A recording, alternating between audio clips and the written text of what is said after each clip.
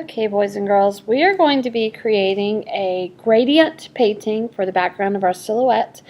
And what we're going to do is use an analogous set of colors. Analogous is one of our art vocabulary words. Analogous means the colors are side by side on the color wheel. Analogous sets come in at least 3. Today we're going to be using 4. So we're using, if you look at our color wheel, we're going to start with blue, purple, red, and orange. We're going to use that analogous set to create a sunset sky. You can start with blue and work your way down, or you can start with orange and work your way up. It's completely up to you.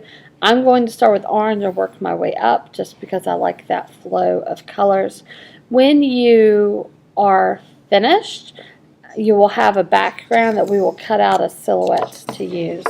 We're going to use these tempera cakes. You'll need a can of water, a paintbrush, and a sponge. And the way you'll use this,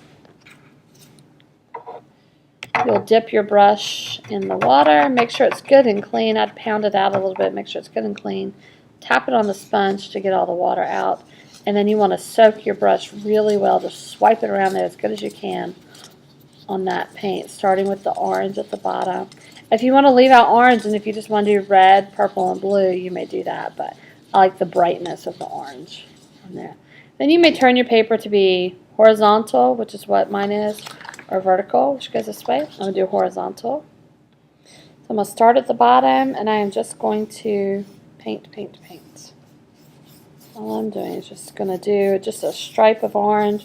It doesn't have to be exact because a sunset sky isn't necessarily a straight line across. It's a gradient. It fades one into the next. I'm going to tap out my orange, dry it on the sponge, and I'm going to get my red. I'm going to soak it up.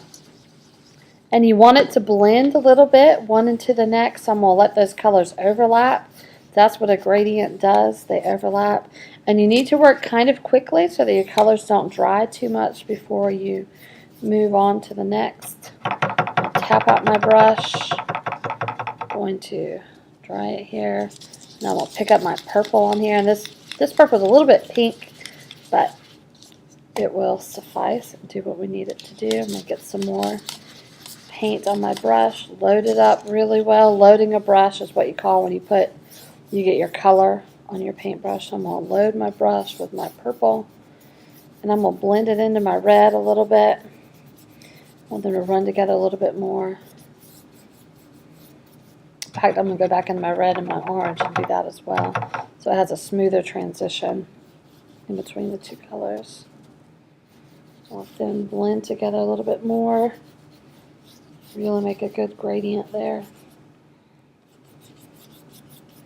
And now I'm going to do my blue as my final step at the top. So it's just like a sunset that's lighter at the bottom and fades up to dark. I'm loading up my brush. I'm going to do my blue at the very top and bring it down into my purple. I didn't get quite as much purple as I wanted on there, so I'm going to get some more purple and mix it in here where my blue and my purple meet. I'm just going to add a little bit more in. And then, just like the others, I can kind of mix those together a little bit to make them fade a little bit better. Okay. There you go. That is my gradient. So my orange will be my bottom. My blue will be my top.